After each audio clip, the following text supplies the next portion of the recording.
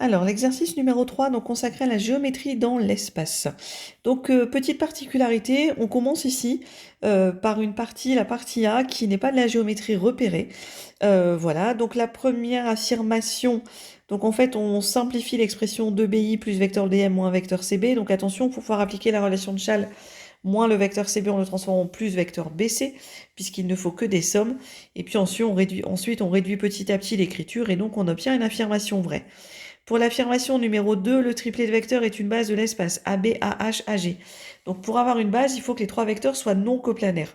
Or là, on remarque que le vecteur AB plus le vecteur AH, donc le vecteur AB plus le vecteur AH, alors excusez-moi, j'ai perdu le vecteur AH qui est comme ça, donc AB plus AH, c'est égal au vecteur AG.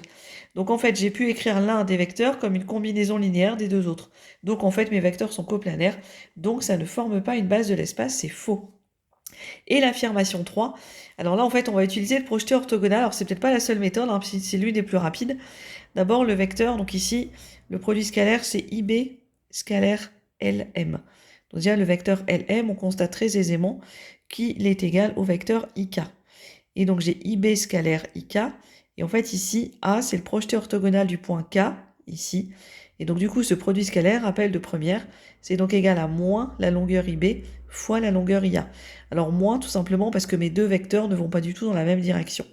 Et donc ça fait, comme on vous dit que le cube a pour arête des arêtes de longueur 1, ça fait donc 1 demi fois 1 demi, donc avec le moins qui passe devant ici, ça fait donc moins un quart, et l'affirmation est vraie.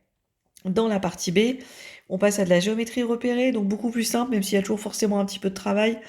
Donc ici, l'affirmation 4, est-ce que la droite AB est parallèle au plan P? Donc si la droite AB est parallèle au plan P, ça veut dire que mon vecteur normal ici, que je vais ressortir de mon équation cartésienne, eh bien, doit être orthogonal à un vecteur directeur de la droite AB, c'est-à-dire le vecteur AB. Donc là, je vous ai tout détaillé, sauf que le produit scalaire AB scalaire N n'est pas égal à 0, donc l'affirmation 4 est fausse. L'affirmation 5, donc là, pareil, pas de difficulté majeure. Mes deux plans sont parallèles. Du plan P dont je connais une équation cartésienne, je peux ressortir un vecteur normal. Mes deux plans étant parallèles, c'est donc aussi un vecteur normal au plan P'. Je sais que le plan P' passe par le point B.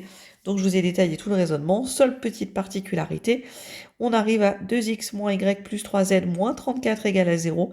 Et l'affirmation qu'on me donne, c'est moins 2x plus y moins 3z plus 34 égale à 0. Et bien en fait, il suffit de constater que pour passer de cette ligne-là à cette ligne-là, on multiplie tout par moins 1. Donc en fait, cette équation est similaire à celle-là. Et donc l'affirmation 5 est vraie. L'affirmation 6, c'est celle où il y a un peu plus de travail, mais il y a déjà eu ça dans un des sujets. Je ne sais plus si c'est J1 ou J2.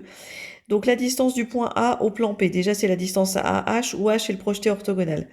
On a besoin des coordonnées du point H. Donc pour ça, j'ai appelé ici D, grand D, la droite qui est orthogonale au plan P et qui passe par le point A.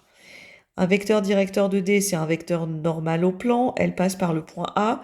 Donc on arrive assez aisément à trouver la représentation paramétrique de cette droite D. Et ensuite, le point H, c'est le point d'intersection entre cette droite et le plan P. Donc les coordonnées de H doivent vérifier la représentation paramétrique de la droite et il doit également vérifier l'équation cartésienne du plan. Quand je suis là, je remplace x, y, z par leurs expressions. J'obtiens la valeur du paramètre S et j'en déduis les valeurs de x, y et z, c'est-à-dire les coordonnées du point H. Une fois que j'ai les coordonnées de H, j'en déduis les coordonnées du vecteur AH, puis la distance AH. L'affirmation 7, alors les droites AB et D ne sont pas coplanaires. Donc le plus rapide, c'est toujours de vérifier. Donc je rappelle, hein, elles ne sont pas coplanaires si elles ne sont ni séquentes ni parallèles. C'est plus rapide de vérifier si les droites sont parallèles, puisque je trouve très rapidement mes deux vecteurs directeurs qui ne sont pas collinéaires. Maintenant, je vais vérifier si les droites sont séquentes. Donc pour ça, j'écris une représentation paramétrique de la droite AB. J'ai déjà la représentation paramétrique de la droite D. Et donc, si les droites sont séquentes, elles admettent donc un point d'intersection dont les coordonnées x, y, z doivent vérifier à la fois la représentation paramétrique de la droite AB et celle de la droite D. Donc, j'obtiens un système comme ceci. Et là, il est assez facile à résoudre, puisque de la ligne 2 ici, je vais pouvoir directement sortir la valeur de t, moins 2. Du coup, maintenant que je connais t de cette ligne-là, je vais pouvoir sortir la valeur du paramètre k. Donc, j'ai trouvé 4. Et quand je calcule ici mes deux membres, je trouve moins 17 égale moins 17. Donc le système est compatible. T vaut moins 2, K vaut 4.